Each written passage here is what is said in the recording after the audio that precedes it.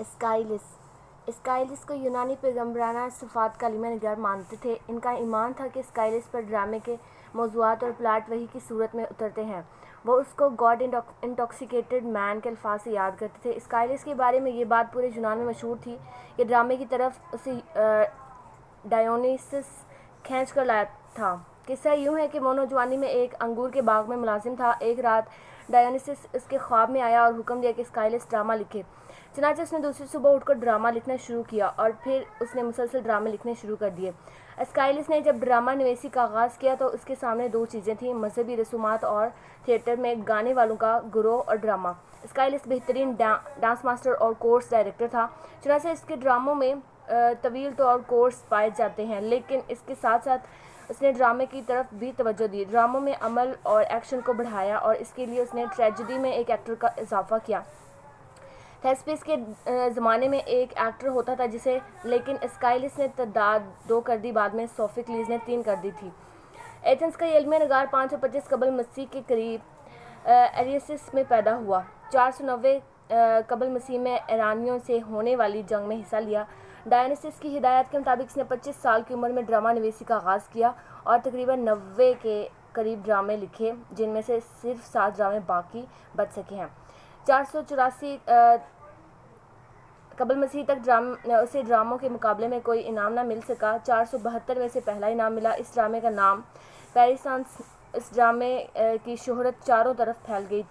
Athens کے ساتھ والی ریاستیں اسکائلس کے فن کو دیکھنے کی خواہش مند بن گئیں، چنانچہ سائریکس کے حکمران ہائیرون نے اسے خاص دعوت دے کر بلایا تھا کہ اسکائلس اس کی ریاست میں ڈرامہ سٹیج کر سکے۔ جب وہاں سے ایتھنز واپس آیا تو اپنی مشہور تھیبن ٹرائلوجی پیش کی، جس کا صرف ایک ڈرامہ یعنی تھیبن اگینسٹ تھیبس محفوظ شکل میں قارئین تک پہنچا ہے۔ اسکائلس کی دوسری ٹرائلوجی، جس کے تینوں ڈرامے مکمل شکل میں محفوظ ہیں، اس کا نام اورسٹیا ہے، جس کا پہلا ڈرامہ اگیمنن، جس میں ٹرائے کا فاتح آگاممنان بڑی شان و شوکت کے ساتھ گھر واپس آتا ہے، لیکن بیوی کلائٹمنسٹر اسے اپنے عاشق کے ساتھ مل کر قتل کر دیتی ہے۔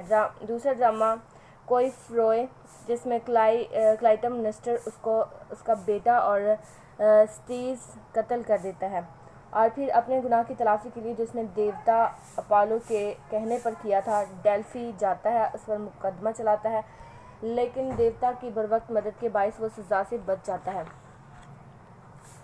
سپلینٹ وومن کو کچھ نقاد اس کا آخری ڈرامہ کہتے ہیں، لیکن ایسا نہیں ہے۔ اسکائلس کا آخری ڈرامہ پرومیتھیس باؤنڈ ہے، جسے دنیا کے ادب میں ایک عظیم مقام حاصل ہے۔ اسکائلس کا ڈرامہ پیرسین نقادوں کی نظر میں بڑا اہم ڈرامہ ہے۔ اس ڈرامے میں اسکائلس نے اپنی حب الوطنی کے جذبات کو پوری طرح اجاگر کیا ہے، یونانی قوم کی بہادری اور جرأت کو مثالی بنا کر پیش کیا۔ اگرچہ سارے کا سارا ڈرامہ ایرانی دربار کے ماحول میں دکھایا جاتا ہے، لیکن اسکائلس نے اس ڈرامے میں یونانی کرداروں کو مرکزی کردار بنا کر پیش کیا، جو اسٹیج پر نہیں نظر آتے۔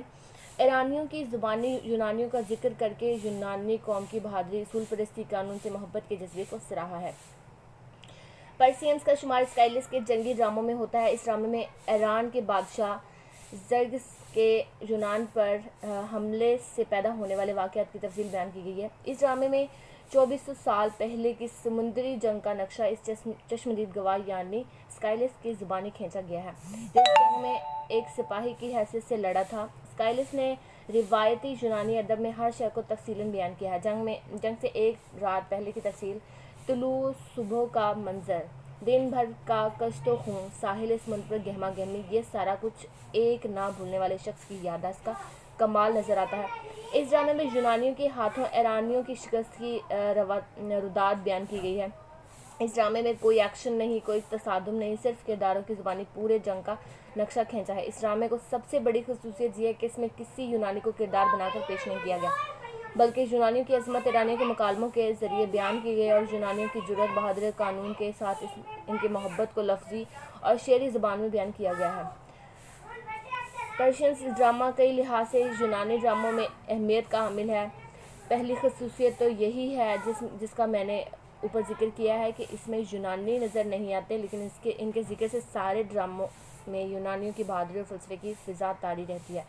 دوسری خصوصیت یہ کہ یونانی ڈراموں میں یہ پہلا ڈرامہ ہے جس کے لباس یونانیوں کے لباسوں سے مختلف تھے اور ڈرامے کا ماحول یونانی ماحول سے قطعی طور پر جدا تھا۔ اس ڈرامے کا ایک اور اہم ترین خصوصیت یہ ہے کہ نقادوں کے نزدیک یہ پہلا گھوسٹ پلے ہے۔ ایران کا بادشاہ ڈیریس مر چکا ہے، اس کا بیٹا زرزس میدان جنگ میں لڑ رہا ہے۔ ایران پر ملکہ اٹوسا حکمران ہے، تمام طاقت اور اختیار اس کے پاس ہیں۔ اسے برے برے خواب آتے ہیں تو اس کا مشیر ایلڈرز اسے اپنے خاوند کے حضور نذرانہ پیش کرنے کا مشورہ دیتا ہے۔ اس کا خاوند اسے اکثر خواب میں آ کر مشکلات کا حل بتلاتا ہے اور اس کے سوالوں کا جواب دیتا ہے اور بتلاتا ہے کہ یونانی کون ہے، ان کی فوج کتنی ہے، ان کا کردار کیا ہے، وہ بڑے بڑے دشمنوں کا مقابلہ کیسے کر سکتے ہیں۔ ڈرامے کے دوران جب ایرانیوں کو شکست ہوتی ہے اور قاصد آ کر شکست کی خبر سناتا ہے تو دارا اپنی قبر سے باہر آتا ہے اور بیوی کو اس کے سوالوں کا جواب دیتا ہے۔ قبر سے اس کی روح کا باہر آنا پہلی بار سٹیج پر دکھایا گیا۔ اسکائلس کی اس ندرت اور نئے پن کو نقاد سٹیج کی تاریخ اور روایت میں ایک اضافہ خیال کرتے ہیں۔ ڈرامے کا آغاز ایرانی دربار سے ہوتا ہے، بلکہ ملکہ اٹوسا جنگ کی خبروں کی منتظر ہے۔ اچانک قاصد آتا ہے، اس کی حالت بری ہے، وہ زخمی ہے، کپڑے پھٹے ہیں۔ ملکہ اس سے پوچھتی ہے کہ شکست کس کو ہوئی ہے اور کون مرا ہے۔ قاصد جواب دیتا ہے کہ زرزس کو شکست نہیں ہوئی، وہ زندہ ہے۔ ملکہ اداس ہو جاتی ہے۔ اس کے بعد اس کا بیٹا زرزس پھٹے پرانے کپڑوں میں نوحہ کناں داخل ہوتا ہے تو درباری سے اسے پوچھتے ہیں کہ وہ سب کہاں ہیں جو ساتھ گئے تھے، اس دھرتی کے لال کہاں ہیں جو تمہارے ساتھ لڑے، وہ کہاں ہیں؟ بادشاہ مختصر جواب دیتا ہے I left them dying, fallen, I left them from a Tyrian galley, fallen and lost۔ اس کے ساتھ ڈرامے میں ایران کی شکست پر آہوازاری اور مرنے والوں کے لیے نوحے شروع ہو جاتے ہیں۔ اسکائلس کا یہ ڈرامہ یونانی فتح کی خوشی میں منائے جانے والی تقریب کے لیے لکھا گیا تھا۔ اسکائلس نے اس ڈرامے میں یونانیوں کی جرأت، بہادری، قانون اور وطن سے ان کی محبت کو بے حد خوبصورت انداز میں پیش کیا ہے۔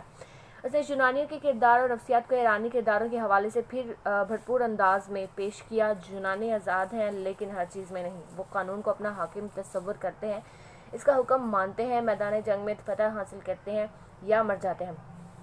یونانیوں کی وطن دوستی اور قانون کے احترام کی اس سے بہتر مثال پورے ڈرامے میں نہیں ملتی۔ یونانیوں کے کردار کی خصوصیت کے ساتھ ساتھ اسکائلس ایرانیوں کو بھی ان کی بہادری کی داد دیتا ہے۔ ایرانی بزدل نہیں، وہ بہادر اور جنگجو ہیں۔ اس سے ان کی شکست پر افسوس ہے، بلکہ ایک پروقار عورت ہے، اس کے منہ سے نکلا کوئی لفظ اس کے کردار کی نفی نہیں کرتا۔ دارا ایک بوڑھا اور بہادر بادشاہ ہے، زرزس اپنے باپ کی طرح بہادر ہے، لیکن یونانیوں کے ساتھ اس کی ایک نہیں چلتی۔ اسکائلس کا اسلوب زبان کا ایک اعلیٰ ترین نمونہ ہے، پرشکوہ اور پروقار زبان استعمال کرنے کا عادی تھا اور اس نے کسی ڈر اور تنقیدی حملوں سے بے پرواہ ہو کر ایسا کیا، اگرچہ اس سے اس کی زبان ایک خاص بزدل پن کا شکار ہو کر رہ گئی ہے۔ اسکائلس کے بعد آنے والے ڈرامہ نگاروں نے اس کے اسلوب کی کسی نہ کسی حوالے سے پیروی کی۔ ایرسٹوفینز کے زمانے تک نہ صرف ڈرامہ نگار بلکہ عام لوگ بھی اس کے گیتوں کے رسیا نظر آتے ہیں۔ ایرسٹوفینز نے اپنے ڈرامے واسپس میں اسکائلس کے گیتوں کی مقبولیت کا حوالہ دیا ہے۔ وہ اپنے کچھ کرداروں کی نقل و حرکت کا ذکر کرتے ہوئے لکھتا ہے Lamps in their hands, old music on their lips, wild honey and the east and loveliness۔ یہاں اولڈ میوزک سے ایرسٹوفینز کی مراد ان گیتوں سے ہے جنہیں اسکائلس نے اپنے ڈراموں میں استعمال کیا تھا۔ اسکائلس نے ٹریجڈی میں قابل قدر اضافے کیے اور اس فن کو عروج تک پہنچایا اور بعد میں آنے والے المیہ نگاروں کے لیے کھلا میدان چھوڑا۔ موضوع، زبان، کردار نگاری اور فکری حوالے سے اسے آگے بڑھایا۔ اسکائلس نے انسان اور خدا کے درمیان رشتوں کا تعین کیا۔ بعد میں انگریزی شاعری ملٹن نے اسی کو بنیاد بنا کر اپنی عظیم نظم پیراڈائز لاسٹ کا حسین محل بنایا۔ اسکائلس نے اپنے ڈراموں میں اس چیز کی مخالفت کی کہ خدا انسان کی خوشحالی سے خوش نہیں۔ اس نے اپنے ڈرامے پرومیتھس باؤنڈ میں اگرچہ پرومیتھس کو خدا کے عذاب کا شکار دیا ہے، لیکن اس لڑی کے آخری ڈرامے میں زیوس پرومیتھس کی سزا ختم کر دیتا ہے اور انسانوں سے اپنے تعلقات ٹھیک کر لیتا ہے۔ اسکائلس دیوتا زیوس کو طاقت اور عقل کا سرچشمہ قرار دیتا ہے اور انسانوں کو مشورہ دیتا ہے کہ دکھوں کے ذریعے سے ہی علوم کا حصول ممکن ہے اور انسانوں پر لرن بائی سفرنگ کی شرط عائد کرتا ہے۔ فکر، مسرت، یقین اور ایمان کو دکھ درد کی نعمت قرار دیتا ہے۔ اسکائلس نے یونانی علمیہ کو طاقتور مذہبی صنف بنانے میں اہم رول ادا کیا۔ زبان، فکر اور مضبوط ڈکشن کی بنا پر نقاد اس کو انگریزی شاعر مالڈو کا استاد قرار دیتے ہیں۔ پروفیسر ماری کا کہنا ہے کہ اسکائلس کے اسلوب میں آسمان آسمانی آگ بھری ہے۔ پروفیسر میرے ان 3 بڑے علمیہ نگاروں کا تجزیہ کرتے ہوئے کہتا ہے کہ اسکائلس کو مارلو، سوفیکلیس کو شیکسپیئر اور یوریپیڈیز کو گوئٹے، ابسن اور ٹالسٹائی کا اہم پلہ قرار دیا جا سکتا ہے۔ زبان، فکر اور لسانی ارتقاء کے علاوہ اسکائلس نے اسٹیج کو بھی جدید طریقوں سے روشناس کرایا۔ مثلاً اس نے پہلی بار اسٹیج پر ڈرامے کے دوران جن اور روحوں کو ظاہر ہوتے ہوئے دکھایا۔ اس کے ڈرامے پیریسین میں پہلی بار روح کو لوگوں کے سامنے کرین کے ذریعے اترتے دکھایا گیا اور لوگ اسے دیکھ کر دنگ رہ گئے تھے۔ ماسکس بنانے اور اسے مزید نئے طریقوں سے روشناس کرانے میں اسکائلس کا بڑا ہاتھ ہے۔ نقادوں کا کہنا ہے کہ اسٹیج پر ڈرامے کی پیشکش میں تو اسکائلس کا ایک مقام اور ایک نام ہے، اس نے پس پردہ بھی بہت سے یادگار اقدام اٹھائے جنہیں فراموش نہیں کیا جا سکتا۔ پرومیتھس باؤنڈ، اسکائلس کا یہ ناقابل فراموش علمیہ فکر خوبصورتی اور کرداروں کے لحاظ سے ایک عظیم ترین علمیہ ڈرامہ ہے۔ اس موضوع پر اس کے ہم عصر اور بعد میں آنے والی کسی علمیہ نگار نے قلم نہیں اٹھایا۔ اس علمیہ کا ہیرو پرومیتھس ہے، زیوس کے خلاف بغاوت کا مرتکب ہوا ہے، انسانوں کا ہمدرد ہے، وہ خود بھی ایک دیوتا ہے۔ اس ٹرائلوجی کا صرف یہ حصہ محفوظ رہ سکا ہے۔ پہلے حصے میں پرومیتھس آگ چرا کر انسان کو دیتا ہے جس کا عنوان ہے اگنی دیوتا۔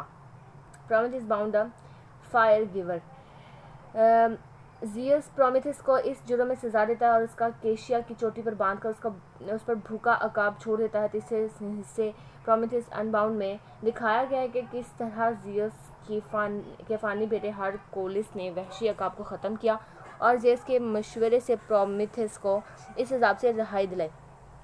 پرومیتھس باؤنڈ ایک ماں باپ طبیعیاتی ڈرامہ ہے جس کے تمام کردار یونانی دیوتا پرومیتھس دیوتا کی ملکوتی سلطنت بنانے میں اس کی مدد کی، لیکن اسے زیوس کے ظلم و ستم سے نفرت تھی۔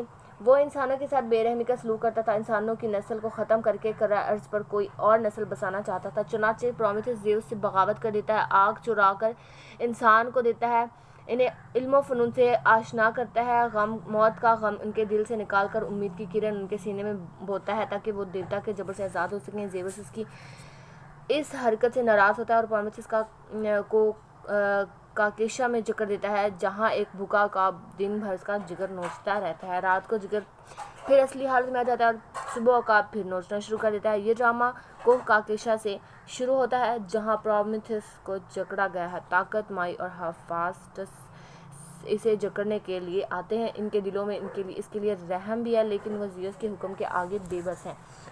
ہیفاسٹس ایک بازو جکڑ دیا ہے، اب یہ نہیں ہلے گا، طاقت دوسرا بھی جکڑ دو تاکہ یہ چال باز جان لے کر زیوس کے سامنے اس کی چالاکی کی کتنی جھوٹی ہے، اب یہ سلاخ لو اور اس کے سینے میں ٹھونک دو۔ دونوں اسے جکڑ کر جانے لگتے ہیں اور پرومیتھس سے کہتے ہیں، طاقت اپنے غرور کو اس ویران چٹان کے تخت پر بٹھاؤ اور آگ چرا کر انسان کو دینے کا مزہ چکھو، دیکھتے ہیں یہ فانی انسان تمہیں کیسے عذاب سے بچاتا ہے۔ وہ سب چلے جاتے ہیں۔ پرومیتھس چلا کر کہتا ہے، اے آسماں، اے تیز ہوا، اے دریا، اے سمندر کی لہروں، اے میری ماں، اے روشن درخشندہ آفتاب، تم سب کی دہائی، یہ ظلم دیکھو، میں خود دیوتا ہوں کہ کس طرح زیوس دیوتا کے عذاب میں گرفتار ہوں۔ دیکھو یہ دیوتاؤں کے اس شہنشاہ نے میرے لیے زنجیریں بنوائی ہیں، نہ جانے مصیبتوں کی یہ رات کب ختم ہوگی اور نجات کی سیر کب آئے گی۔ تقدیر کے لکھے کو خوش ہو کر برداشت کر لینا چاہیے کیونکہ تقدیر کے ساتھ کوئی نہیں لڑ سکتا۔ پرومیتھس، میں نے انسان کو قوت اور طاقت سے روشناس کرایا ہے، میں نے آگ سونے کے ڈنٹھل میں چھپا کر انسان کو دیا تاکہ فن کے سوتے پھوٹیں، اسے زندگی کی آسائشیں حاصل ہوں، اور اس جرم میں مجھے یہاں اس پہاڑ پر باندھ دیا گیا ہے۔ اس کے بعد بجلی چمکتی ہے، زلزلہ آتا ہے، آتشیں دائرے پرومیتھس کو گھیر لیتے ہیں، سمندر اور آسمان ایک ہو جاتے ہیں اور پرومیتھس اپنی ماں تھیمیس کی دہائی دیتا ہے، جل پریوں سمیت زمین میں غائب ہو جاتا ہے اور ڈرامہ کا اختتام عمل میں آتا ہے۔ یہ ڈرامہ بلندی فکر، شاعرانہ اسلوب، جاندار کرداروں کی تشکیل کے اعتبار سے اسکائلس کا ایک ناقابل فراموش المیہ ہے۔ یہ اس کی ٹرائلوجی کا ٹکڑا ہے جس میں پرومیتھس کا کردار ہے جو ظلم کے خلاف ایک آواز بلند کرتا ہے، زیوس کا ظلم اسے یہ آواز دبانے پر مجبور نہیں کر سکتا۔ یہ کردار ظالم کا دشمن اور کمزوروں کا ہمدرد ہے، اس نے زیوس کی مدد کی، لیکن جب اس نے تخت پر بیٹھ کر انسانوں پر ظلم ڈھائے تو وہ جوپیٹر کے خلاف ہو گیا، انسانوں سے ہمدردی جتائی، انسان کو آگ دی، علم و علوم و فنون سکھائے، دنیا میں رہنے کا ڈھنگ سکھایا، ان کے دلوں سے موت کا وسوسہ ختم کر کے مستقبل سے امیدیں باندھنے کا گر سکھایا، چیونٹیوں کی طرح زندگی بسر کرنے والوں کو گھروں میں رہنے کا شعور دیا۔ چنانچہ زیوس کو یہی بات اچھی نہ لگی اور پرومیتھیس کو اس پاداش میں عذاب مسلسل میں مبتلا کر دیا، لیکن پرومیتھیس کے دل میں پھر بھی خوف طاری نہ ہوا اور وہ برگراہ اس کی مخالفت کرتا رہا، رود بارس کی نصیحت پر کان نہیں دھرتا۔ ہرمیس جو اس کے لیے صلح کا پیغام لے کر آتا ہے اور سودا بازی کرنا چاہتا ہے، اگر پرومیتھیس زیوس کو اس شادی کا راز بتلا دے جس سے اس کی تباہی آئے گی تو شاید زیوس اس کی سزا میں کمی کر دے۔ پرومیتھیس انکار کر دیتا اور کہتا ہے کہ وہ عورتوں کی طرح اپنے بدترین دشمن سے آزادی کی بھیک نہیں مانگے گا، یہ اس کی جرات کی بہترین دلیل ہے۔ پرومیتھیس لافانی ہے، حیات ابدی کا مالک ہے، وہ جانتا ہے کہ اس کے دکھوں کا کبھی خاتمہ نہیں ہوگا کیونکہ موت کے ساتھ سب دکھ ختم ہو جاتے ہیں۔ پرومیتھیس یہ جانتا ہے کہ یہ مسلسل عذاب اسے دیمک کی طرح چڑھتا رہے گا۔ Though I am happy that death from all the living wrongs may free thee, I own fate has made immortal no end to my long lingering pain appointed. لیکن زیوس کے سامنے گردن نہیں جھکاتا کیونکہ وہ حق پر ہے اور برملا کہتا ہے کہ اس کے ظلم کے سامنے میں اپنے فخر کا سر خم نہیں کروں گا۔ اسکائلس اس نظریے کا قائل ہے کہ تقدیر انسانوں اور دیوتاؤں دونوں سے یکساں سلوک کرتی ہے، اگر انسان تقدیر کے سامنے بے بس ہے تو دیوتاؤں کو بھی اس سے فرار حاصل نہیں۔ چنانچہ پرومیتھیس بھی اس کا شاکی ہے اور وہ بار بار اس چیز کا ذکر کرتا ہے کہ بے شک میں ہنر مند ہوں لیکن تقدیر سے لڑنا ناممکن۔ چنانچہ وہ ہر ستم کو نوچتا تقدیر جان کر برداشت کرتا ہے اور اس امید پر عذاب سہتا ہے کہ کسی نہ کسی دن ظالم کو زوال ضرور آئے گا اور اسے آزادی ملے گی۔ پرومیتھیس کا کردار ظلم کے خلاف آزادی اور جرات کی ایک بہترین مثال ہے۔ وہ ایک ایسا کردار ہے جو ظالم اور ڈکٹیٹر کی ہاں میں ہاں نہیں ملاتا بلکہ اس کے غلط فیصلے پر آواز بلند کرتا ہے۔ زیوس نے تخت پر بیٹھ کر انسان کو محروم رکھا بلکہ کرۂ ارضی سے اسے مٹانے کی کوشش کی تو سارے دیوتاؤں نے ہاں میں ہاں ملائی، لیکن اس کے خلاف آواز بلند کرنے والا صرف پرومیتھیس تھا، چنانچہ اس کی سزا اسے ملی۔ پرومیتھیس ڈراموں کی تاریخ میں ظلم کے خلاف احتجاج کی پہلی بڑی آواز ہے، جس کی گونج اور چاپ ہمارے آج کے جدید ڈراموں میں بھی مسلسل سنائی دے رہی ہے۔ اس ڈرامے کا دوسرا اہم کردار جوپیٹر یا زیوس کا کردار ہے جو اسٹیج پر نہیں آتا لیکن ڈرامے کی شروع سے لے کر آخر تک اس کی گونج سنائی دیتی رہتی ہے۔ پرومیتھیس کی ساری تقریر میں اس کے ظلم کی کہانیاں ہیں جن سے اس چیز کی وضاحت ہوتی ہے کہ جوپیٹر ایک ظالم اور جابر کردار ہے۔ پرومیتھیس کو بخشا ہوا مسلسل عذاب اس کی زندہ مثال ہے۔ اس نے اپنے ظلم سے اپنے باپ کے خلاف بغاوت کی، اپنے باپ کی کرونس کو تخت سے محروم کیا، وہ دوست دشمن بھی ہے۔ پرومیتھیس نے تخت حاصل کرنے میں اس کی مدد کی لیکن بعد میں وہ اس کا ہی دشمن بن گیا اور احسان فراموشی کا ثبوت دیا۔ وہ ظالم ہونے کے علاوہ جنسی ہوس کا بھی شکار ہے۔ آئیو جیسی معصوم دوشیزہ اس کی وجہ سے بے گھر اور مسلسل عذاب میں مبتلا ہے۔ اگر وہ اس سے ہم بستری کی خواہش نہ کرتا تو ہیرا کا انتقام آئیو کو یہ دیکھنے پر مجبور نہ کرتا۔ یونانی دیو ملائی قصوں میں دیوتاؤں کو جنسی ہوس کا شکار دکھایا گیا ہے۔ زیوس اس میں پیش ہے، فانی عورتوں سے اس کی کئی شادیاں اس کا ثبوت ہے۔ یوریپیڈیز دیوتاؤں کے اس پہلو سے سخت متنفر تھا اور اس نے اپنے ڈراموں میں بھی اس کا ذکر کیا ہے کہ دیوتاؤں کو اس میں مبتلا یا ملوث کرنا درست نہیں۔ اس نے اس کو یکسر غلط قرار دیا اور کئی بار کہا "If gods do evils they are not gods"۔ اسکائلس کا یہ تصور تھا کہ جوپیٹر پہلے بے شک ظالم اور ستم شار تھا لیکن بعد میں اس نے یہ عادت چھوڑ دی، انسانوں کا دوست بن گیا اور انسانوں کے ساتھ اس کے تعلقات بہتر ہو گئے تھے۔ شاید اس ٹرائلوجی کے آخری حصے میں پرومیتھیس کو سزا معاف کرنا اسی انسان دوستی کا ایک ثبوت تھا، یہ بات کی بات ہے، لیکن زیر بحث ڈرامے میں اس کا کردار ایک ظالم ملکوتی بادشاہ کا کردار ہے جس کے دل میں رحم نہیں، انسان دشمن ہے، احسان فراموش ہے اور جنسی بھوک کے ہاتھوں دو چیزوں کو بے گھر کرتا ہے، بیوی سے بے وفائی کرتا ہے اور دوسری عورتوں کو لمس کے اپنا بستر گرم کرتا ہے۔ آئیو ایک معصوم دوشیزہ کی روپ میں ابھرتی ہے، اس کا کوئی قصور نہیں لیکن وہ عذاب پاؤں میں باندھ کر گردش کے سفر پر رواں دواں ہے۔ اس کا جرم اس کا کنوارا پن، اس کی خوبصورتی ہے جس نے جوپیٹر کے دل میں شوق کی آگ جلائی اور ہیرا کے دل میں انتقام کا الاؤ روشن کیا۔ وہ اس خوبصورتی کے ہاتھوں تنگ ہے، اس سے بچھیا کا روپ ملتا ہے پر مکھی کے عذاب میں مبتلا ہے، مرنا چاہتی ہے لیکن مر نہیں سکتی کیونکہ تقدیر میں ابھی موت نہیں لکھی۔ موت آئے لیکن سارے عذاب طے کر، اس کا تو یہ حال ہے، ہم اڑتے پھرتے ہیں مثل خوشبو، دیکھتا رہتا ہے رستہ ہم کو۔ جل پریوں کا کردار ایک لحاظ سے بڑا اہم ہے، وہ اس لیے کہ وفا کی جو مثال یہ قائم کرتی ہیں، اس ڈرامے میں ابھرنے والے کسی کردار نے اس کا ثبوت نہیں دیا۔ پرومیتھیس عذاب میں مبتلا ہے، جل پریاں اسے ہمدردی جتلاتے ہیں لیکن جوپیٹر کے ظلم کے سامنے بے بس ہے۔ جل پریاں بھی جوپیٹر کے ظلم سے واقف ہیں لیکن ان کے دلوں میں پرومیتھیس کی دوستی کی جڑیں جوپیٹر کے ظلم سے زیادہ گہری ہیں۔ جب رودبار انہیں کہتا ہے کہ تم ایک طرف ہو جاؤ، کہیں زیوس کا غضب تمہیں بھی ختم نہ کر دے، تو اس مشورے کو خاطر میں نہیں لاتی بلکہ کہتی ہیں "With his sorrow, I will hate a traitor's name. Earth has plague, but none more than a faithless friend in need." یہ سطریں ان کی وفا کی روشن دلیل ہیں، چنانچہ زیوس پرومیتھیس کو زمین میں غرق کر دیتا ہے، یہ اس کے ساتھ زیر زمین جاتے ہیں۔